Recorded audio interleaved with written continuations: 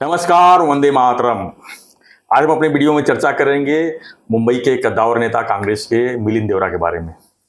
मिलिंद देवरा के बारे में ऐसी खबर है कि वो जो है पहले भाजपा में जा रहे थे, अब जो है शिवसेना में जा रहे हैं।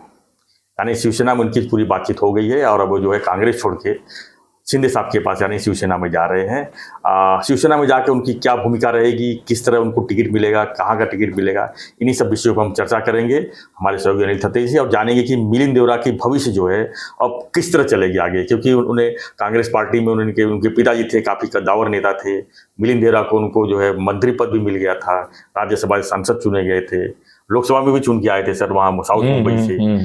तो अब क्या लगता है उनको कांग्रेस पार्टी से खतरा है, क्यों उन्होंने शिवसेना का दामन थामा है, इन्हीं सब विषयों पर चर्चा करेंगे। सर क्या लगता है आपको, मिलिंद देवरा के बारे में सबसे पहले बताइए कि उनके बारे में क्या कहेंगे। सर उनके बारे में पहली चीज तो ये है कि वो एक निकम्मे खासदार है।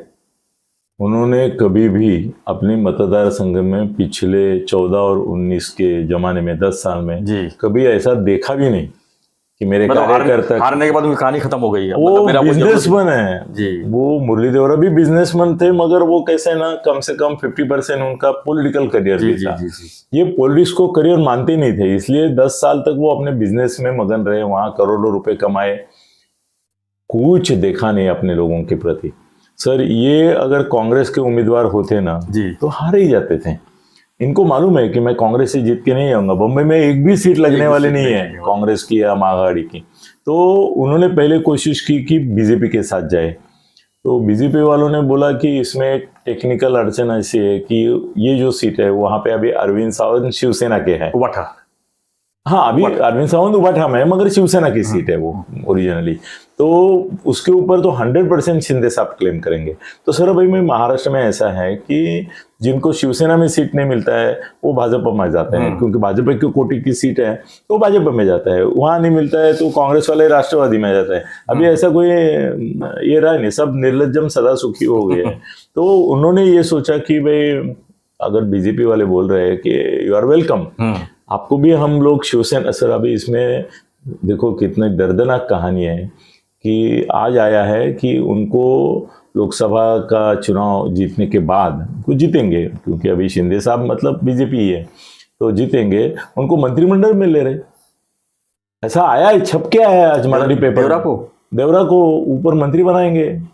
मतलब शिंदे साहब के जो करीबी लोग हैं उनके ऊपर अन्याय है ना सर। ये थोपा जाएगा उनके ऊपर, खाली देवरा का बेटा है और एक मारवाड़ी है, वो भी बात है ना, मारवाड़ी है वो, तो वो भी बात है। मगर शिंदे साहब का ये अपमान है कि भाई मुरली देवरा बाहर से आता है कांग्रेस से बीजेपी में जाने के बदले खाली लड़ने के लिए आता है, उसका शिवसेना से शिंदे साहब के ना लेना है न देना है, ना लेना है न देना है। अभी आज एक जगह कोई बात आई है कि श्रीकांत शिंदे का और उनका अच्छा है, अगर है ऐसा तो ठीक है, मगर वो शिवसेना को पूछेंगे नहीं। सर शिवसेना बाला साहब ठाकरे की जो थी ना, उन्होंने जितने लोगों को राज्यसभा में भेजा जी, उद्योगपतियों को, वो तो पैसा लेके भेजा था करोड़ों रुपए, मगर किसी ने इनकी ओर मुड़ के देखा तक नहीं।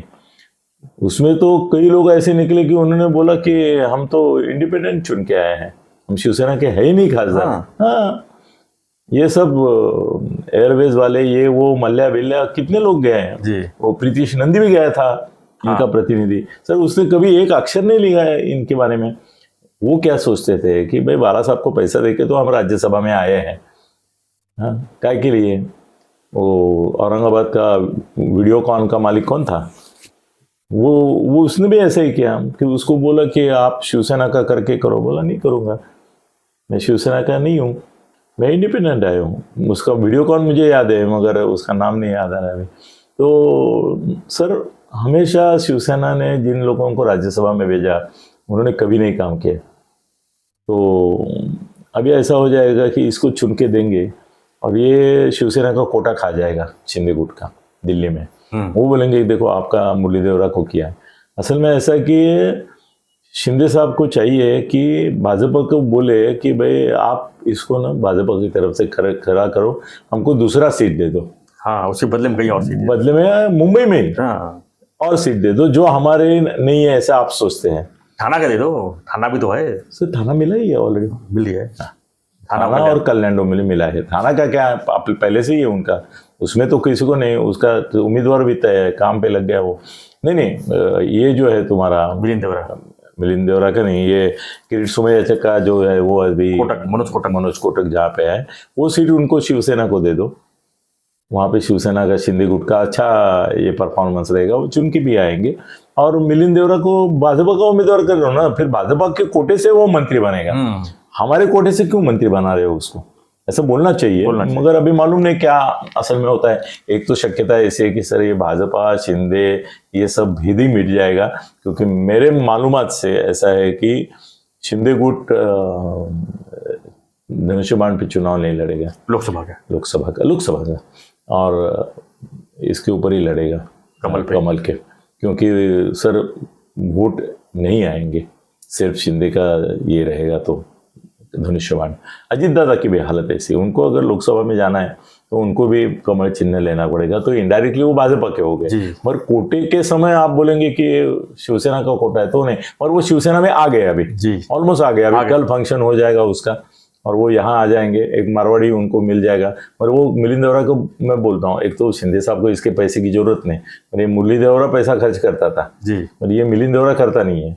और खड़ूस से सर आप उसको मिलने जाओगे ना तो आपको मिलता भी नहीं है, वो आम आदमी है ना, उसके ऑफिस के बाहर नेता का लेवल नहीं है उनके ऊपर। शी लोक नेता नहीं, नेता भी नहीं है, कौन है उसके अनुयायी, भाड़ोत्री लोग है, पगारी लोग है। तो ऐसे लोग क्यों लेते हैं, फिर छोड़ देने का ना सर, जाओ कांग्रेस में। क्या है ना, बापजादे की पुण्य ही रहती है। तो उद्धव मुख्य ये बनता क्या इनके पास कैंडिडेट नहीं है? नहीं, इनका उद्धव बनता था क्या शिवसेना प्रमुख, बाला साहब का बेटा, यही तो क्वालिफिकेशन था उसका, दूसरा क्या क्वालिफिकेशन है? कितने लोग हैं आज की तारीख में? लेकिन मेरा कहने मतलब सर कि बीजेपी क्या जरूरत है ऐसे हारे हुए लोगों को लेने के लिए? नहीं, और उनको लेके ऊपर बैठाने का कैसे ना, अपने लोगों को मौका दो ना सर, जो पुराने नहीं, कैसे वहां पे दो नाम राहुल नार्वेकर और मंगल प्रभात लोढ़ा चल रहे थे बीजेपी की तरफ से, मगर शिंदे साहब ने बोला कि नहीं ये सीट अभी शिवसेना की तो हमको देनी चाहिए। तो बीजेपी वाले भी शान है और ये भी समझौतदार है, उन्होंने बोला कि ठीक है आपको चाहिए ना तो मिलिंद देवरा का टिकट हमारे पार्टी के बजाय आपके पार्टी से दे देते हैं, वो आपकी पार्टी में आ जाएगा। अब ये भी सोचे कि मेरे पास भी उम्मीदवार कहाँ है, मुझे बताओ, शिंदे साहब के पास वहाँ उम्मीदवार कहाँ है? नहीं है ना, नहीं है सर। मुंबई में असल में ऑनेस्टली बोला जाए ना तो मुंबई में शिवसेना के शिंदे गुट के पास उम्मीदवार नहीं है, उनको इम्पोर्ट ही करने पड़ेंगे। ऐसे ही एक जगह है, बाकी सब जगह उनको देखना पड़ेगा किसको। तो बीजेपी वाले शाने हैं, वो शायद बोलेंगे कि सर ये अच्छा है, ये आपके पार्टी में आएगा, इसको ले लो।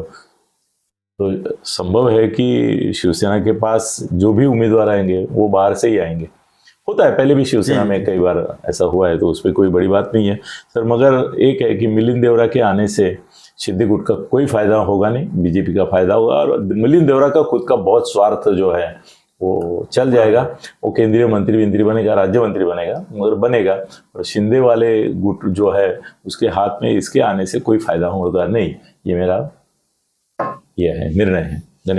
धन्यवाद। तो इस प्रक्रिया पे आपकी क्या प्रतिक्रिया है वो हमें कमेंट बॉक्स जरूर लिखिए, और देखते हैं मिलिंद देवरा के बारे में जो है खबर जो है मेरे ख्याल से अभी तक पेपर में या कहीं नहीं है, आगे। तो हमने जो जानकारी दी है इस पर आपकी प्रतिक्रिया सही है, और बने रहिए हमारे साथ, देखते रहिए हमारा चैनल मुद्दा भारत का। अब आगे देखते हैं कि और कितने चेहरे कहाँ इंपोर्ट और एक्सपोर्ट होते हैं, उसके ऊपर भी हम नज़र लगाए हुए हैं, और जैसे खबर आती रहेगी हम आप तक पहुँचाते रहेंगे। तो इसके लिए जो है चैनल को आप जरूर सब्सक्राइब कीजिए और बने रहिए हमारे साथ। धन्यवाद। जय हिंद, जय महाराष्ट्र, जय श्री राम।